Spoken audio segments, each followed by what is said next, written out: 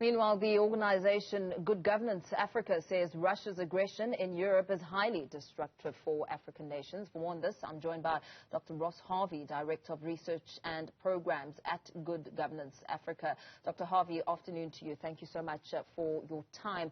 Just listening into the reaction that we heard there from Minister in the Presidency, Mondli Gungubele, and also taking stock of what President Ramaphosa has said about the scenario. South Africa is not taking sides, and in understanding the complexity of the matter, what message does this position send out to the rest of the continent and perhaps the world at large? Yeah, well, I'm afraid that the message is too equivocal and unfortunately anemic. The ability to intervene in a constructive way in this conflict is not precluded by making strong statements against Russia's unprovoked aggression. And as complex as the matter may historically be, the fact of the matter is that Russia has invaded a sovereign state and in so doing violated the global order that it, ironically, has helped to maintain since 1989. And so I don't buy the argument that it's important to remain neutral. This is not a moment in history for remaining neutral. And there's a false assumption at play that neutrality somehow maintains the doors to be open for negotiation.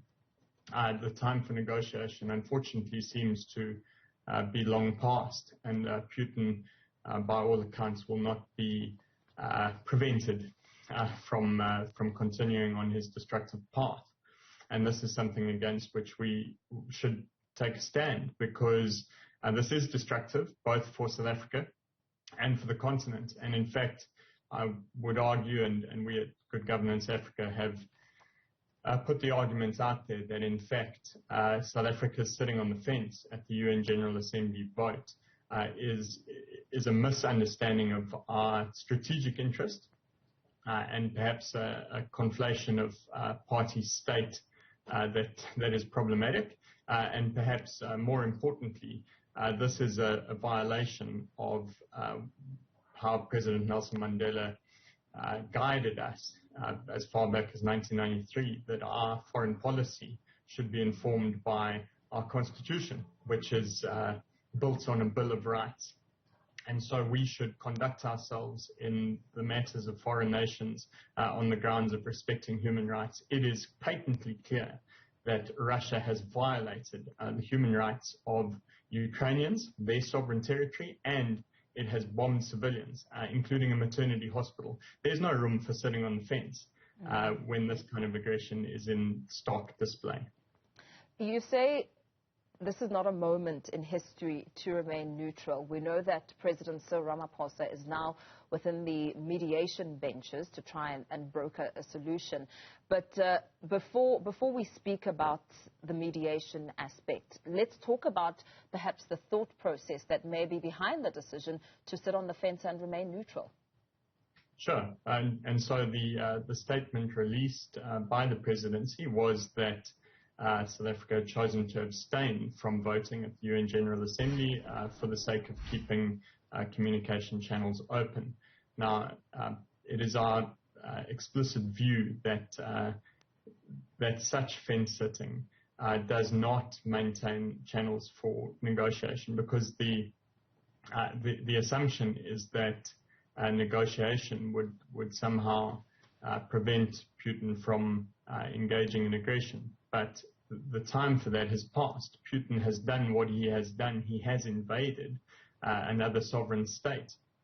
And so these current negotiations, while I don't doubt the president's skill, especially given that these skills have been put to good use in our own country in the past, while I don't doubt that he is skilled in this matter, it's not clear to me that this is something that is mutually exclusive from standing with the rest of the world, as we should have done at the UN General Assembly, and say we detest, we condemn Russia's invasion of another sovereign state. This creates awful precedent, and I'm sure that if South Africa were invaded by another state tomorrow, that our tune might be markedly different.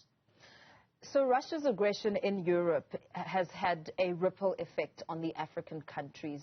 The African nations have been affected as we look closer to home here in South Africa. We've also felt the pinch with the price of oil and the impact on fuel prices.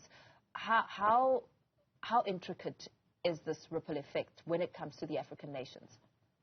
Well, it's quite severe, and in fact, what you mentioned, the oil price having now exceeded $130 a barrel, and it got there faster than market pundits expected. The ripple effects of this for South Africa are particularly severe.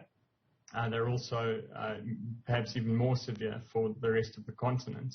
If you consider that the vast majority of people on this continent spend the vast majority of their income on food and transport in this case are a direct function of the oil price, then it means that it's that much harder, quite literally, to put bread on the table. Now, talking of bread, a little known fact is that Russia and the Ukraine are primary exporters of wheat, and Nigeria and Egypt in particular are seriously negatively affected by this. The other issue, of course, is that a lot of fertilizer, given the high energy requirement of producing fertilizer, is now too expensive to import, and a lot of fertilizer was produced in Russia. So not only are wheat exports from that country and Ukraine now severely affected, but the inavailability of fertilizer means that a lot of our local crops are set to produce less than what they otherwise would have. So the ripple effects are severe, and not only a higher oil price, but the latent impact of that and the lack of available fertilizer means greater food insecurity across the continent.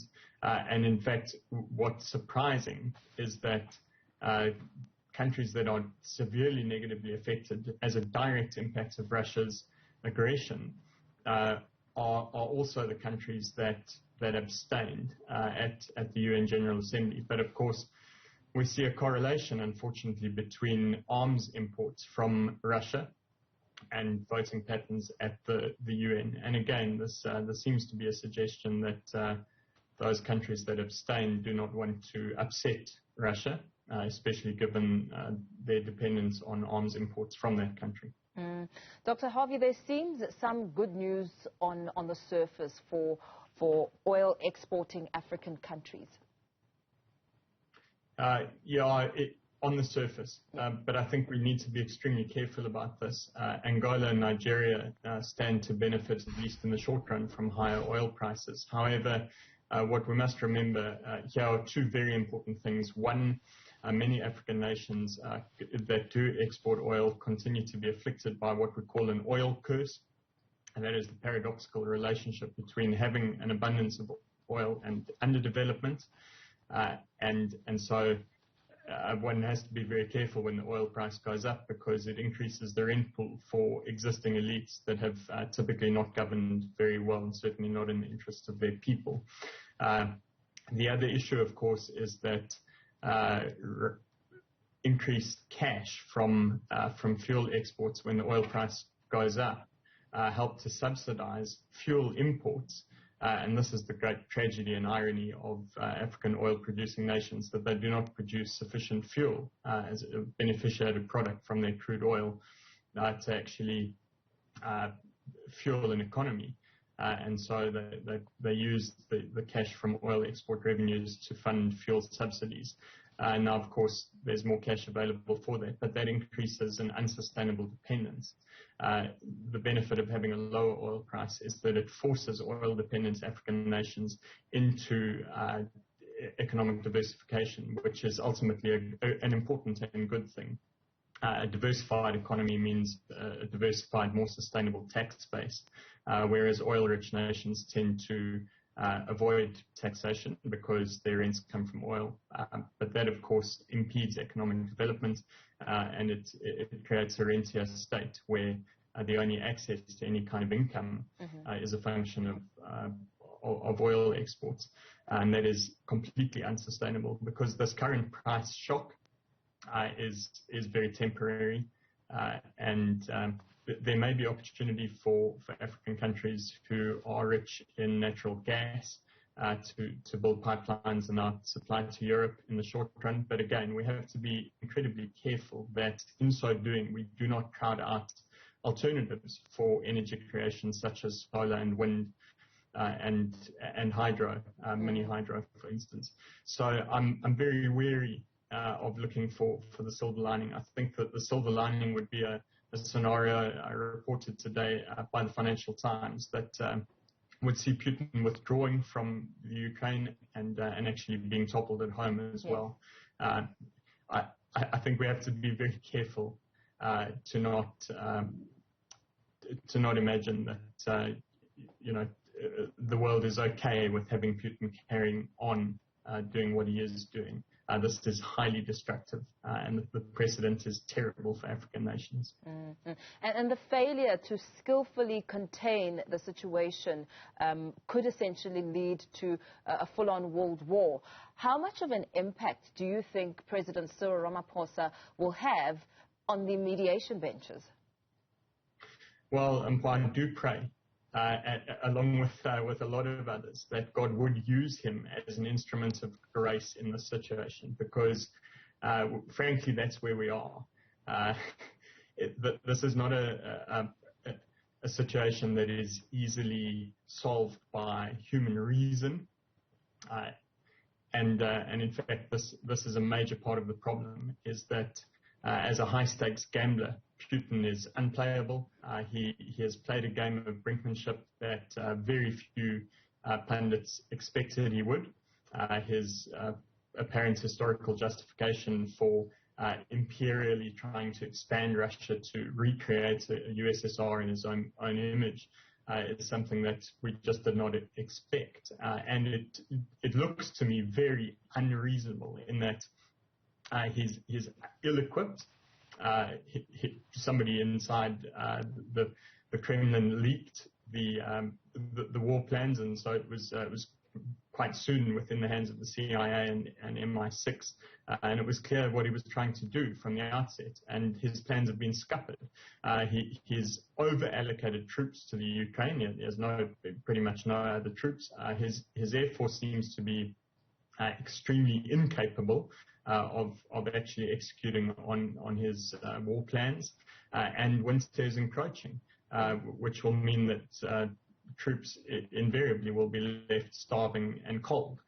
This is not boding well for Putin. Moreover, Western sanctions are becoming so tight that he will have very few resources. In addition to Western firms pulling out of Russia, Russians will start to go hungry, and there are only so many people you can throw in jail. So I do trust that President Ramaphosa's interventions will prove fruitful. I do also hope that he will unequivocally assert, if he has the opportunity, that Putin's best interest is to withdraw from Ukraine and most likely face charges at the International Criminal Court.